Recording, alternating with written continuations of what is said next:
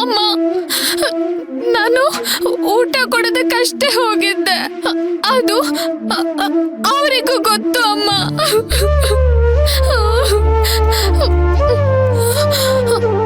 ಆದ್ರೆ ನಾನು ಹೇಗ್ ಕಳ್ತನ ಮಾಡ್ತೀನಿ ಅಂತ ಅನ್ಕೊಂಡ್ರು. ಹೋಗ್ಲಿ, ನಾನೇ ನಮ್ಮ ಮನೆಗೆ ಹೊಸಬ್ಳ. ಒಂದಿನಾದ್ರೂ ಆ ರೀತಿ ನಡ್ಕೊಂಡಿದ್ದೀನ?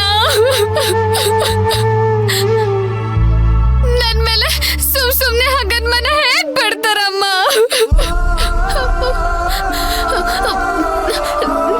ನನಗೆ ಎಷ್ಟು ನೋವಾಯ್ತು ಗೊತ್ತಾ? ನಿಜವಾಗ್ಲೂ ತಡ್ಕೊಳಕ್ ಆಗ್ತಿಲ್ಲ ಅಮ್ಮ. ಇಲ್ಲಿ ತನಕ ನಾನ್ ಮಾಡೋ ವ್ಯಾಪಾರದಲ್ಲಿ ಕೂಡ ₹1 ಹೆಚ್ಚಾಗಿ ತಗೊಂಡಿಲ್ಲ.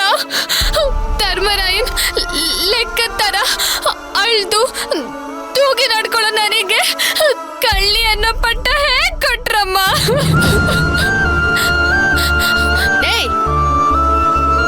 ಅಯ್ಯೋ,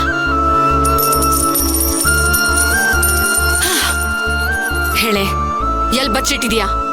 ಏನ್ ಮಾಡ್ತಾ ಇದೀಯಾ? ಇವ್ಳು ನನ್ನ ನೆಕ್ಲೆಸ್ ಕದ್ದು ಎಲ್ಲೋ ಇಟ್ಬಿಟ್ಟಿದ್ದಾಳೆ. ಇದನ್ನ ನಾನು ಉಸಿರಿರೋ ತನಕ ಮರೆಯಕ್ ಆಗಲ್ಲ. ತಡ್ಕೊಳಕ್ ಆಗ್ತಿಲ್ಲ ಅಮ್ಮ. ಮನೆಗ್ ಹೋಗಿ ಚಕ್ಲಿ ನೋಡಿದ್ರೆ ಸ್ವಲ್ಪ ಸಮಾಧಾನ ಆಗುತ್ತೆ. ಆದ್ರೆ ಅವಳು ನಾನು ಅಳೋದನ್ನ ನೋಡಿ ಯಾಕೆ ಅಂತ ಕೇಳಿದ್ರೆ ಹೇಳಕ್ಕೆ ನನ್ನ ಹತ್ರ ಉತ್ತರನೇ ಇಲ್ಲ ಅಮ್ಮ. ಇನ್ನು ನಿನ್ ಹತ್ರ ಬಂದು ಹೇಳ್ಕೊಳ್ಳೋಣ ಅಂದ್ರೆ ದೇವಸ್ಥಾನಕ್ ಬಂದವರೆಲ್ಲ ಯಾಕೆ ಅಂತ ಕೇಳ್ತಾರೆ. ಅದಕ್ಕೆ ನೀನ್ ಎಲ್ಲ ಕಡೆನೂ ಇರ್ತೀಯ ಅಂತ ಇಲ್ಲಿ ಬಂದು ಹೇಳ್ಕೊತಾ ಇದ್ದೀನಿ. ಅಮ್ಮ, ನನ್ ಮಾತು ಕೇಳಿಸ್ತಾ ಇದೆಯಮ್ಮ ನಿನಗೆ? ಏನಾದ್ರೂ ಹೇಳಿ ನನಗೆ ಸಮಾಧಾನ ಮಾಡು. ಇಲ್ಲ ಅಂದ್ರೆ ನನಗಿನ್ನೂ ದುಃಖ ಜಾಸ್ತಿ ಆಗತ್ತೆ ಅಮ್ಮ.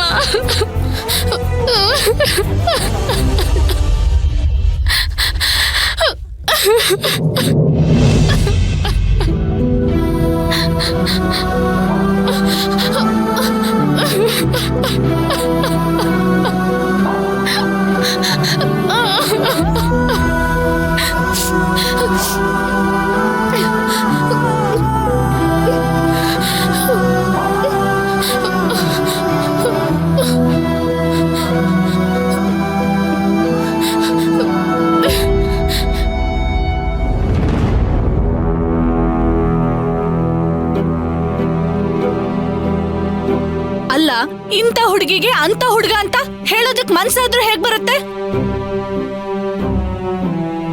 ಹೋಗ್ಲಿ, ಮದ್ವೆ ಆಗೋ ಹುಡುಗಿ ಇಂಥ ಹುಡುಗನ್ ಒಪ್ಕೋತಾಳೋ ಇಲ್ವೋ ಅಂತ ನಾನು ಯೋಚನೆ ಮಾಡೋದ್ ಬೇಡ್ವಾ? ರಾಜೇಶ್ವರಿ, ಮದುವೆನೇ ಆಗೋಯ್ತು ಅನ್ನೋ ತರ ಆಡ್ತಿದೀಯಲ್ಲ. ಈಗ ಅದೇ ತಾನೇ ಪ್ರಸ್ತಾಪ ಆಗ್ತಾ ಇರೋದು. ಯಾರ ಜೀವನದಲ್ಲಿ ಏನಾಗುತ್ತೆ ಅಂತ ಯಾರಿಗ್ ಗೊತ್ತು ರಾಜಿ. ನಾವ್ ಅನ್ಕೊಂಡಾಗೆ ಏನು ಆಗಲ್ಲ ಅಂತ ಅನ್ನೋದು ನನಗೆ ಅರ್ಥ ಆಗಿದೆ. ಅಕ್ಕ, ನೀವೇನ್ ಹೀಗ್ ಮಾತಾಡ್ತಾ ಇದ್ದೀರಾ? ರಾಜಿ, ಅಚಿಂತ್ಯ ನಮಗ್ ಗೊತ್ತಿರೋ ಹಾಗೆ ಮೊದ್ಲು ಹೀಗಿರ್ಲಿಲ್ಲ ಅಲ್ವಾ? 18 ವರ್ಷಗಳ ಹಿಂದೆ ಆಗಿರೋ ಗೊಂದಲದಿಂದ ತಲೆಗ್ ಪೆಟ್ಟು ಬಿದ್ದು ಈಗ ಮಗು ತರ ಆಗಿದ್ದಾನೆ. ಅದನ್ನ ಯಾರು ಇಲ್ಲ ಅಂತಿಲ್ಲ ಅಕ್ಕ. ಹಾಗಂತ ತಲೆಗ್ ಪೆಟ್ಟು ಬಿದ್ದವ್ರನ್ನೆಲ್ಲ ಅಳಿಯ ಅಂತ ಮಾಡ್ಕೊಳಕ್ಕಾಗತ್ತಾ? ಅವನು ಭಕ್ತಿಗೆ ಒಳ್ಳೆ ಸ್ನೇಹಿತನಾಗಿದ್ದಾನೆ. ಇಲ್ಲಿ ತನಕ ಭಕ್ತಿಗೆ ಬೇಜಾರಾಗೋ ತರ ಯಾವತ್ತೂ ನಡ್ಕೊಂಡಿಲ್ಲ ಅವನು.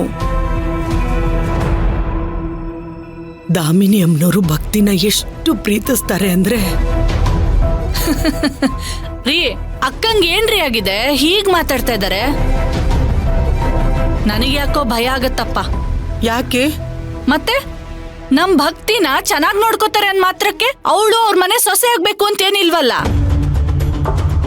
ಇಲ್ಲ, ಆದ್ರೆ ಭಕ್ತಿಗೆ ಇನ್ನೂ ಮದ್ವೆ ಆಗ್ಲಿಲ್ಲ ಅಂದ್ರೆ ಮೃತ್ಯುಂಜಯ ಅಂತವ್ರದ್ದು ಕಣ್ಣು ಬೀಳುತ್ತೆ. ಆಗೇನ್ ಮಾಡಕ್ಕಾಗುತ್ತೆ? 4 ಬಿಟ್ಟು ಕಳಿಸೋದು. ಇನ್ನು ಎಷ್ಟು ಜನರ ಹತ್ರ ಹೀಗೆ ಗುದ್ದಾಡ್ಬೇಕು ಅಂತಿದೀಯಾ? ಅವತ್ತು ಅವನ್ ಮನೆಗೆ ಬಂದು ಗಲಾಟೆ ಮಾಡಿದ್ ನೆನೆಸ್ಕೊಂಡ್ರೆ ನನ್ ಜೀವ ಹೋದಂಗಾಗತ್ತೆ.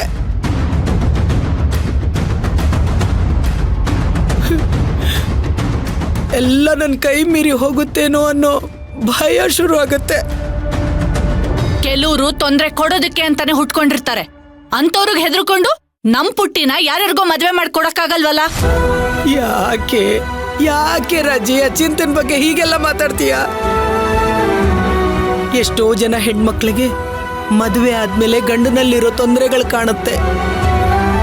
ಆದ್ರೆ ಅಚಿಂತಿನ ವಿಷಯದಲ್ಲಿ ಹಾಗಲ್ವಲ್ಲ. ಎಲ್ಲ ನಮಗ್ ಗೊತ್ತಿದೆ.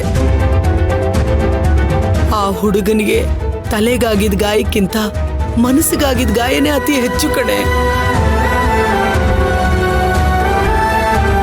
ಅಕ್ಕ, ನೀವ್ ನನ್ ಬಗ್ಗೆ ತಪ್ಪಾಗಿ ಅರ್ಥ ಮಾಡ್ಕೊಂಡಿದ್ದೀರಾ. ನಾನು ಬೇರೆಯವ್ರ ಜೀವನನ ತರ್ಕ ಮಾಡ್ತಿಲ್ಲ, ಹಾಗಂತ ಅಚಿಂತ್ಯನ್ ಬಗ್ಗೆ ಹಗುರವಾಗೂ ಮಾತಾಡ್ತಿಲ್ಲ, ಹಂಗಸ್ತಾನೂ ಇಲ್ಲ. ಹೆಣ್ಮಕ್ಳನ್ನ ಮದ್ವೆ ಮಾಡ್ಕೊಡಕ್ ಮುಂಚೆ ಎಲ್ಲಾ ತಾಯಂದ್ರು ಏನ್ ಯೋಚನೆ ಮಾಡ್ತಾರೋ ನಾನು ಅದನ್ನೇ ಯೋಚನೆ ಮಾಡ್ತಾ ಇದ್ದೀನಿ. ಇದು ತಪ್ಪಾ ಹೇಳಿ? ಸರಿಯಾಗಿ ಹೇಳಿದ್ರಿ ಚಿಕ್ಕಮ್ಮ. ನನಗೂ ಇದನ್ನ ಹೇಳಿ ಹೇಳಿ ಸಾಕಾಗೋಯ್ತು. ಅಮ್ಮ ಹೇಳ್ದಂಗೆ ಆಕಸ್ಮಿಕವಾಗಿ ಬಿದ್ದಿದ್ರೆ ತಪ್ಪು ಅನ್ಸಲ್ಲ. ಆದ್ರೆ ರಾತ್ರಿ ಕಣ್ ಬಾವಿಗೆ ಹಗಲ್ ಬೀಳೋದಿದ್ಯಲ್ಲ, ಇದಕ್ಕೇನು ಹೇಳ್ತಾರೋ ನನಗಂತೂ ಅರ್ಥ ಆಗಲ್ಲ. ಶ್ರೀಕಾಂತ, ಚಿಕ್ಕಮ್ಮ ಹೇಳಿದ ಅಭಿಪ್ರಾಯನೇ ನಂದು ಇರೋದು. ಅಭಿಪ್ರಾಯಗಳನ್ನ ತೀರ್ಮಾನ ಅಂತ ಹೇಳೋದಿಕ್ಕಾಗೋದಿಲ್ಲ. ಅದಕ್ಕೆ ನೀವು ಇವ್ರ ಮಾತಿಗೆ ಯೋಚನೆ ಮಾಡಬೇಡಿ. ಭಕ್ತಿ ಮದುವೆ ಬಗ್ಗೆ ಕೊನೆ ನಿರ್ಧಾರ ನಿಮಗೆ ಬಿಟ್ಟಿದ್ದು.